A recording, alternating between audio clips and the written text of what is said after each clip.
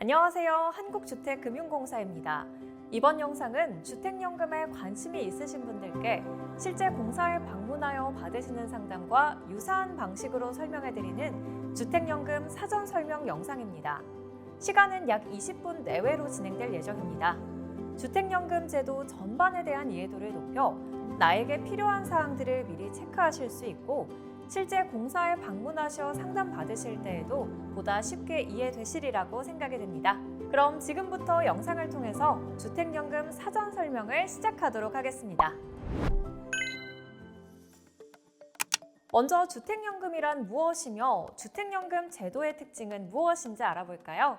주택연금이란 한마디로 내가 살고 있는 집을 담보로 맡기고 대출금을 매월 연금 형식으로 나눠받는 제도입니다. 한국주택금융공사는 주택연금의 안정적인 지급과 더불어 대출금과 그에 대한 이자를 주택연금 가입기간 중 금융기관에 상환할 필요가 없도록 보증합니다. 주택연금의 장점으로는 크게 세 가지가 있는데요.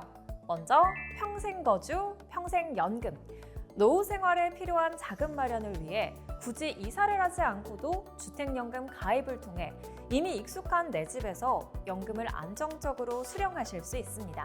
두 번째, 가입자분께서 사망하신 후에도 연금 수령액에 감액 없이 배우자분께 동일한 금액을 지급한다는 점입니다. 세 번째, 부부가 모두 사망하실 때까지 연금으로 받은 대출 원리금 상환 의무가 없습니다. 그렇다면 가입 조건은 어떻게 될까요? 주택연금 가입 조건은 크게 세 가지로 요약됩니다. 바로 나이와 국적, 주택 가격인데요.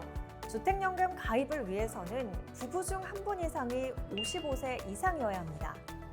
그리고 부부 중 한 분 이상이 대한민국 국민이셔야 하는데요. 마지막으로 부부 합산 기준 공시가격 12억 원 이하의 주택을 소유하셔야 가입이 가능합니다. 이때 주택이 두 채 이상인 다주택자도 주택 공시가격을 합친 금액이 12억 원 이하라면 가입이 가능합니다. 또한 주택 공시가격 합산 금액이 12억 원을 초과하는 2주택자의 경우 담보주택이 아닌 주택을 3년 내에 처분하여 자격을 충족하는 조건으로도 가능합니다. 다음은 신청 절차에 대해서 말씀드릴 건데요. 고객님께서 신청주택 소재지를 관할하는 지사를 직접 방문하시어 신청을 하시거나 공사 인터넷 홈페이지를 통한 신청도 가능합니다.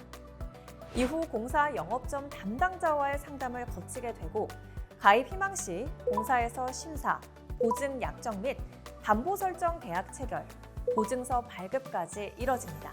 보증서 발급 이후 금융기관에 방문하시어 대출 약정을 체결하시면 은행 담당자가 안내하는 예정일자에 신청하신 계좌로 주택연금액이 입금됩니다. 이 과정에서 고객님께서 부담하셔야 할 부대 비용이 있는데요. 공사 담당자가 이를 안내해 드립니다. 이 비용은 첫 주택연금 수령액에서 이를 정산하여 지급하며 해당 비용이 더 크면 고객님이 추가로 부담하셔야 할 수 있음을 안내해 드립니다. 앞서 말씀드렸듯 주택연금은 내 집을 담보로 맡기고 대출금을 연금 형식으로 나눠 받는 제도입니다. 이때 내 집을 담보로 맡기는 방식으로는 저당권 방식과 신탁 방식이 있습니다. 간단하게 설명을 드리자면요. 저당권 방식은 가입자가 계속 소유자로 유지가 되는 방식, 신탁 방식은 등기상 소유자가 한국주택금융공사로 바뀌는 방식입니다. 신탁을 통해 등기상 소유자가 바뀌었다고 해도 실질적인 재산권, 즉 거주권과 수익권은 가입자에게 있으니 안심하셔도 됩니다. 주택 처분도 당연히 가능하고요. 이 두 가지 담보 제공 방식 사이에는 크게 세 가지 차이점이 있습니다. 첫 번째, 가장 큰 차이점은요. 배우자의 연금 승계입니다. 저당권 방식의 경우 가입자 사망 시 배우자가 주택연금을 이어받기 위해서는 주택 전부를 상속받아야 하기 때문에 자녀가 반대를 할 경우 연금을 이어받지 못할 수 있습니다. 반면 신탁 방식의 경우 자녀 동의 여부와는 무관하게 배우자가 주택연금을 계속 수령하여 거주하실 수 있습니다. 두 번째로 임대차 가능 여부에서도 차이가 있는데요. 저당권 방식은 보증금 없는 월세로 공간을 임대할 수는 있지만 보증금이 있는 임대는 불가능합니다. 신탁 방식의 경우에는 보증금 있는 임대가 가능합니다. 다만 보증금은요, 공사일 계좌에 예치하게 되며 고객님께는 정기예금 이자 수준의 운용 수익을 지급해 드립니다. 마지막으로 연금 수령 종료 후 정산 과정에서는 자녀 재산의 귀속 처리에 차이가 있는데요. 저당권 방식의 경우 자녀 재산은 상속인의 소유가 됩니다. 그렇다면 신탁 방식의 경우는 어떨까요? 자녀 재산은 가입자가 사전에 직접 지정한 귀속 권리자의 소유가 됩니다. 이렇듯 저당권 방식과 신탁 방식 두 가지의 담보 제공 방식에는 몇 가지의 차이가 존재하죠. 따라서 나중에 여러분께서 주택연금을 신청하실 때 가장 첫 번째로 결정하실 부분이 됩니다. 두 가지 담보 제공 방식 모두 수령을 하시는 금액은 동일하지만 향후 상속 계획, 임대차 계약 여부 등을 고려하여 내게 꼭 맞는 주택연금을 설계할 수 있도록 충분히 공사와 상의하시길 바랍니다. 이번에는 주택연금 수령 방법에 대해서 설명해 드리겠습니다. 주택연금은 수령 기간에 따라 크게 두 가지로 나뉘는데요. 첫째, 종신 방식입니다. 말 그대로 평생, 그러니까 주택연금에 가입하신 본인과 배우자 두 분이 모두 돌아가실 때까지 연금을 수령하는 방식입니다. 가입자의 약 80%가 선택하는 방식으로 평생 노후 보장을 목적으로 하는 주택연금의 취지에 부합하는 상품이기도 합니다. 둘째, 확정기간 방식인데요. 평생 내 집에서 살 수 있는 거주권은 보장을 받되 원하는 기간을 지정하여 주택연금 월 수령액을 높이는 방식입니다. 여기서 중요한 개념이 하나 더 있는데요. 바로 인출 한도입니다. 한마디로 목돈으로 수령할 수 있는 금액입니다. 쉽게 말해서 우리가 살다 보면 병원비나 자녀 결혼자금처럼 갑자기 큰 돈이 필요할 때가 있잖아요. 이때를 대비해서 언제든 찾아 쓸 수 있는 금액을 미리 설정해 두는 겁니다. 제가 이해를 돕기 위해서 예시를 하나 들어보겠습니다. 여기에 1959년 고객님이 계시고 주택 가격은 7억 6천만 원. 정액형으로 가입을 하셨다고 가정을 해보겠습니다. 만약에 이 고객님이 인출 한도를 하나도 설정하지 않는다면 매달 약 200만 원의 연금을 받으실 수 있습니다. 하지만 나중에 쓸 비상금 용도로 최대 인출 한도 1억 7,800만 원을 설정하신다면 월 지급금은 약 100만 원으로 줄어들게 됩니다. 다행히 주택연금은 유연한 제도입니다. 이용 도중에도 필요에 따라서 인출 한도를 설정하거나 변경할 수가 있는데요. 다만 이때도 한도를 새로 설정하거나 늘리면 그 시점부터 월 지급금은 줄어든다는 점은 꼭 기억하셔야겠죠? 반대로 당장 목돈이 필요한 상황이 아니고 월 수령액을 최대로 받고 싶다 하시는 분이 계시다면 처음부터 인출 한도를 설정하지 않는 것을 추천드립니다. 다음으로 제가 안내해드릴 부분은요. 월 지급금, 지급 유형에 관한 내용입니다. 방금 전에 소개해드린 지급 방식과 지급 유형 두 가지를 헷갈려 하시는 분들이 정말 많은데요. 제가 쉽게 짚어드리자면요. 지급 방식은 돈을 받는 그 기간에 대한 것이고 지급 유형은 매달 받는 금액의 양에 대한 것입니다. 지급 유형은 크게 세 가지로 나누어서 설명해 드리겠습니다. 첫 번째는 정액형입니다. 정액형은요, 평생 월마다 동일한 금액을 수령하시는 유형인데요. 많은 고객님들이 이 방식을 선택하고 있습니다. 두 번째는 초기 증액형인데요. 가입 초기 선택한 기간에 많이, 이후에 적게 수령하시는 유형입니다.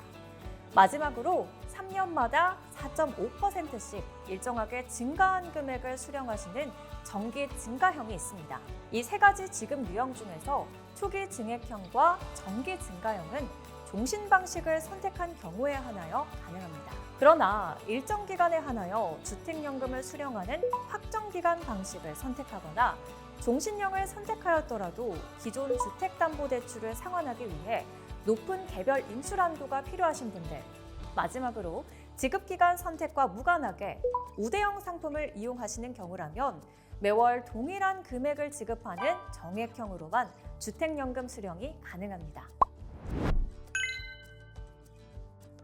지금부터는요, 가장 관심이 많으신 주택연금 지급금액 산정 구조에 대해서 안내해 드리겠습니다. 주택연금 지급금액은요, 가입 당시의 나이와 담보주택 가격으로 산정이 됩니다. 이 중에서 나이는 부부 중에서 더 젊으신 분의 나이가 그 기준이 됩니다. 담보주택 가격은 한국부동산원의 시세 정보 등을 우선 확인하며 시세 정보가 없다면 공시가격, 여기서 공시가격도 없다면 감정평가액이 산정 기준이 됩니다. 다만 고객님께서 희망할 경우 감정평가 비용을 고객님이 부담을 하신다면 감정평가를 통한 담보주택 평가액을 최우선으로 적용할 수도 있습니다.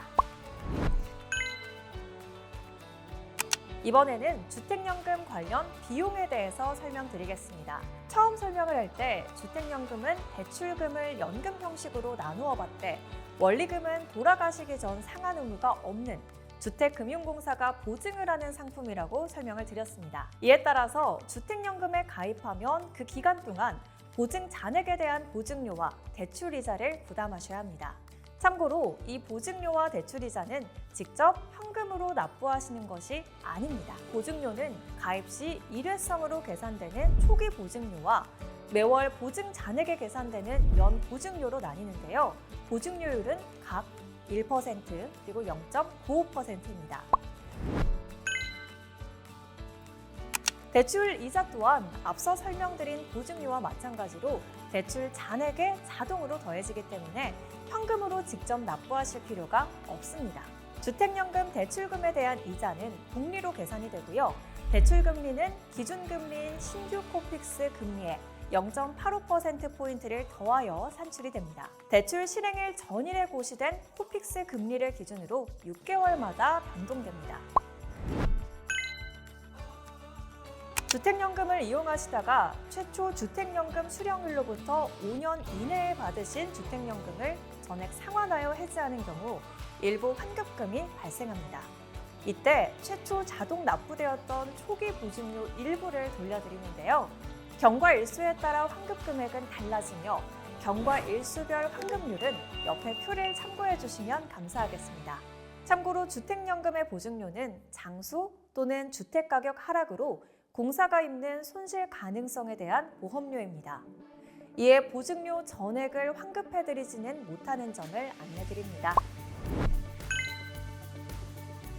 주택연금은 가입자 그리고 가입자 사망 이후 배우자의 생존 기간 동안 매월 지급됩니다. 그러나 몇 가지 특정한 사유의 발생 시 연금 수령이 중단이 될 수도 있는데요. 다음과 같이 표로 안내해 드리니까요. 자세한 설명을 원하시는 분들께는 잠시 화면을 멈추어 지급 정지 사유를 확인하여 주시길 바랍니다. 공사 영업점에서 가입 상담 시 더 자세하게 안내해 드리겠습니다. 주택연금 대출 원리금은 언제 상환하셔야 할까요? 다음과 같은 사유 중 한 가지 이상 해당하면 변제 시기가 도래하며 그동안 받으신 주택연금을 전액 상환해야 하는 점 꼭 기억해 주시길 바랍니다. 흔한 사례로는 저당권 방식으로 가입하셨으나 가입자 사망 후 정해진 기간 안에 배우자에게 채무 인수가 되지 않은 경우입니다. 그리고 부부 모두 담보주택에 실제로 거주하지 않은 경우 등도 전액 상환 사유가 됩니다. 다만 병원에 입원하시는 경우 등 예외가 있으니까요. 가입 상담 시 더 자세하게 안내해 드리겠습니다. 중요한 점은 집값보다 상환액이 더 크더라도 상속인에게 부족분을 청구하지 않고 공사가 부담한다는 점입니다. 앞서 여러 번 설명드렸듯 주택연금은 내가 지금 거주하고 있는 내 소유의 주택을 담보로 하는 제도입니다. 여기서 주택을 담보로 하는 것의 의미를 조금 더 자세히 설명드리겠습니다. 먼저 담보권 설정 금액입니다. 첫 번째, 저당권 방식을 선택하실 때의 근저당권 설정 채권 최고액은 부부 중 나이가 더 적으신 분이 100세가 되실 때의 예상 주택 가격입니다. 두 번째, 신탁 방식의 경우 우선 수익권 한도액은 부부 중 나이가 더 적으신 분이 100세가 되실 때의 예상 보증 잔액의 120%입니다. 다음에는 담보 제공 관련 유의사항을 말씀드리겠습니다. 첫 번째로 담보주택의 저당권 또는 가등기 담보권 등 제한 물건을 설정하는 행위입니다. 두 번째로 담보주택을 임대하는 것에도 일부 제약이 발생하는데요. 저당권 방식 주택연금이라면 보증금 없이 순수 월세로 임대가 가능합니다. 따라서 담보주택의 보증금 관련 전세권을 설정하는 행위도 제한되는데요. 만약 신탁 방식을 선택하시면 보증금 있는 전세와 반전세도 가능합니다. 공사는 고객님들이 안정적으로 주택연금을 수령하실 수 있도록 다양한 제도를 마련하고 있는데요. 그중 하나가 압류 등으로 인해 주택연금을 정상적으로 지급받지 못할까 걱정하시는 분들을 위한 주택연금 지킴이 통장인데요. 주택연금 지킴이 통장은 주택연금 수령 전용 계좌로서 주택연금 수령액 중에서 최저생계비 이하의 금액만 입금이 가능합니다. 해당 금액에 대해서는 압류가 금지됩니다. 참고로 주택연금 수령액이 최저생계비를 초과하는 분도 지킴이 통장을 이용하실 수가 있습니다. 압류 방지 혜택이 있는 지킴이 통장에는 법정 보호 한도까지 연금액을 수령하여 소중한 연금을 보호하시고 추가 수령액은 일반 통장으로 수령하여 자유롭게 입출금할 수 있습니다. 주택연금 지킴이 통장을 신청하시기 위해서는 가까운 주택금융공사를 방문하시거나 유선으로 이용대상 확인서 발급 신청을 해주시고 이를 지참하시어 연금대출 약정은행 영업점을 방문하시어 통장 개설을 신청하신 이후 개설된 통장을 주택연금 수령계좌로 등록하시고 이용하시면 됩니다. 물론 주택연금 이용 중에도 얼마든지 신청이 가능합니다. 주택연금을 이용하시는 동안 다른 집으로 이사를 하게 될 경우는 어떨까요? 주택연금을 어떻게 유지해야 될지 크게 두 가지 선택지가 있습니다. 고객님의 상황에 더 유리한 방법을 선택해 보시길 바랍니다. 첫 번째, 현재의 계약을 그대로 이어가는 담보주택 변경 방식입니다. 이 경우 기존 계약을 유지하면서 담보가 되는 집만 바꾸는 방법인데요. 조건 변경을 통해 주택을 변경하게 되면 이사하는 시점의 기존 주택과 새로운 주택의 가격 차이에 따라 매달 받는 연금액이 조정되고 사례에 따라 정산 금액이 발생할 수 있습니다. 둘째, 기존 연금 계약을 정리하고 새로 가입하는 해지 후 재가입 방식입니다. 재가입 시점에 높아진 연령과 새 주택의 가격을 기준으로 연금액이 산정되므로 월 수령액이 높아질 수 있겠죠.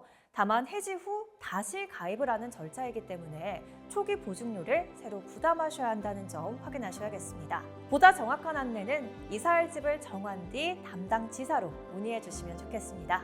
지금까지 주택연금에 대해서 소개부터 신청 절차, 선택하실 점, 그리고 유의사항까지 다양한 방면으로 설명을 해드렸는데요. 혹여나 이번 사전 설명 영상으로 충분히 해소되지 않은 궁금증이 있으시다면 가까운 한국주택금융공사 지사 방문 또는 저희 콜센터로 전화해 주시면 저희가 친절히 안내해 드리겠습니다. 더 든든해진 주택연금, 이제 고민하지 마시고 상담부터 받아보세요. 여러분의 소중한 집이 평생의 든든한 월급이 되어 드릴 것입니다. 그럼 시청해 주신 여러분 감사합니다.